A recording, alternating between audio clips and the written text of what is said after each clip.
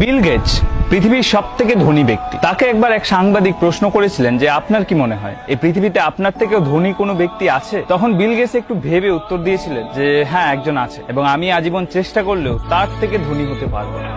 বিল গেটসের মুখে এই কথা শুনে সাংবাদিকের মুখটা একদম হা হয়ে গেল।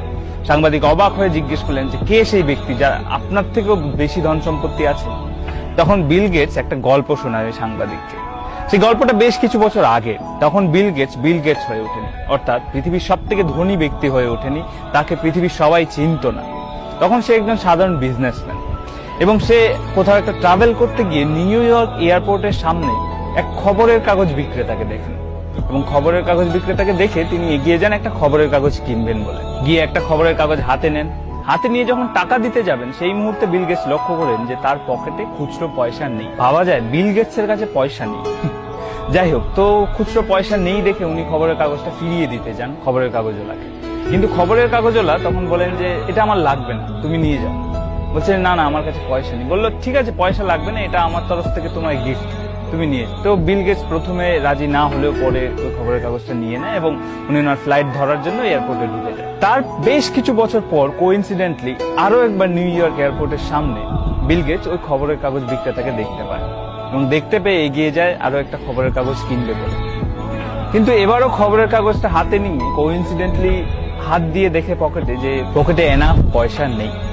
তখন উনি খবরের কাগজওয়ালাকে বলেন যে দুঃখিত, এবারও আমার পকেটে পয়সা নেই। তখন বিল গেটস খবরের কাগজটা আবার রেখে দিতে যান, কিন্তু খবরের কাগজওয়ালা বলেন যে এটা তুমি নিয়ে যাও।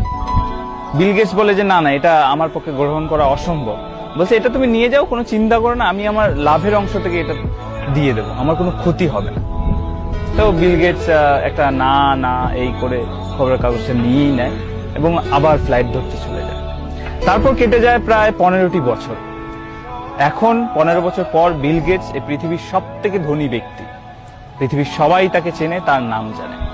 এবং সেই সময় তার হঠাৎ করে মনে পড়ে ওই খবরের কাগজওয়ালার কথা, এবং মনে পড়ার সাথে সাথে উনি খোঁজ শুরু করেন ওই খবরের কাগজ বিক্রেতার। এবার বিল গেটস, ওনার কাছে তো সোর্সের অভাব নেই, তো প্রায় 1.5 মাস খোঁজাখুঁজির পর উনি ওই খবরের কাগজওয়ালার অ্যাড্রেস বের করতে পারেন। এবং অ্যাড্রেস বের করার পর বিল গেটস নিজে ওই খবরের কাগজওয়ালার বাড়িতে যান। বাড়িতে গিয়ে ওই খবরের কাগজওয়ালার সাথে দেখা করেন। খবরের কাগজওয়ালার এখন অনেকটা বয়স হয়েছে, তো উনি জিজ্ঞেস করেন ওই বৃদ্ধকে যে আপনি আমাকে চেনেন? বৃদ্ধ খবরের কাগজওয়ালা উত্তর দেয় যে হ্যাঁ চিনি, আপনি বিল গেটস?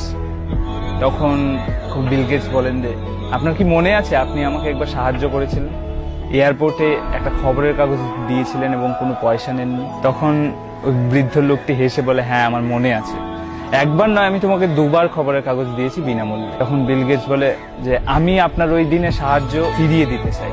তখন ওই বুড়ো লোকটি হেসে ফেলে, সে বলে যে তুমি কি ভাবছো, আমি সেদিন তোমাকে যে সাহায্যটা করেছিলাম আর আজ তুমি এখানে এসে আমাকে যে সাহায্যটা করবে সেটা কি সমান?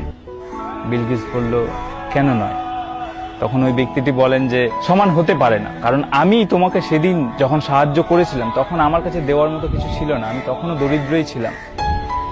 কিন্তু এখন তুমি যখন আমাকে সাহায্য করতে এসছো, তুমি এই পৃথিবীর সব থেকে ধনী ব্যক্তি, তোমার কাছে সমস্ত কিছু আছে দেওয়ার মতো, এটা কখনোই সমান হতে পারে না।